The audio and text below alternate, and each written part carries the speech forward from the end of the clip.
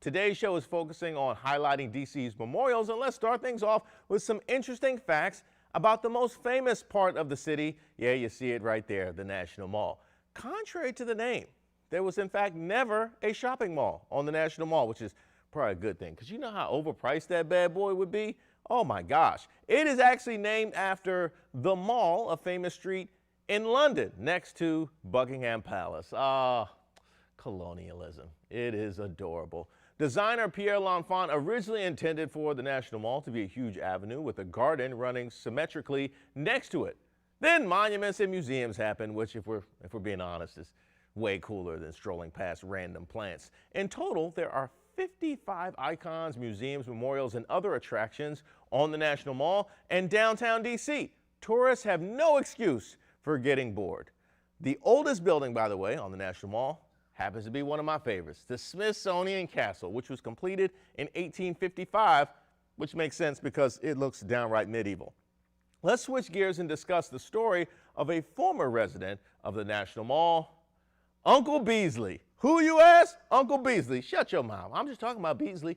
Uncle Beasley is a life-size fiberglass statue of a Triceratops created by sculptor Louis John Jonas for the 1964 World's Fair. Y'all remember that. It was donated to the National Zoo, then moved to the Anacostia Museum, and then to the National Museum of American History. Now, old Unc is back at the zoo near Lemmer Island. This Triceratops has seen more of the city than some of y'all who live here. Uncle Beasley gets around. The good kind of get around.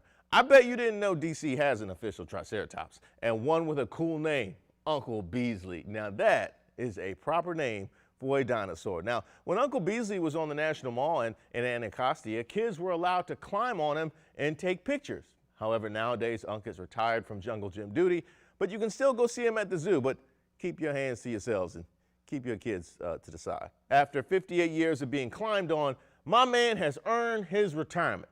One day he'll finally graduate to Grandfather Beasley, but he's a dinosaur that could take like a million years. I'm wrapping things up with a wild story from the National Mall's past. Now, earlier I asked you all to guess which rock band was banned from performing on the mall, and you said Nickelback, didn't you? You definitely said Nickelback, didn't you? Which they should have been. No, the correct answer is in fact the Beach Boys. If you said the Beach Boys, go ahead and pat yourself on the back and time to cut off that bowl cut. Unless you Google the answer, don't reward yourself for that. Now, you are probably wondering who could be offended by the Beach Boys. The answer was the former Secretary of the Interior, James Watt. Now, Watt didn't want any rock and roll bands performing on the National Mall for the 4th of July in 1983 and called the band out by name. And has anything aged more poorly than, I don't want any of that rock and roll on the National Mall? Oh, Watt. Just wait till you hear about hip hop. Then he booked Wayne Newton for a, quote, more wholesome performance. Then First Lady Nancy Reagan, a Beach Boys fan, and evidently the voice of reason here, was like Duncan Shane, but no Duncan Shane. The controversy actually gave the Beach Boys a career resurgence. Take that to the point that when the government tried to rebook them for the 4th of July, they already had a better gig lined up. What the hell? Who was paying them more money than we could have paid them for the National Mall? Dan Snyder and them was bringing you over for a private show? So evidently everything backfired and Wayne Newton performed in the rain. By the way, speaking of backfiring, Watt himself was forced to resign just a few months later. Let me guess. Guess why he resigned? Guess why he resigned?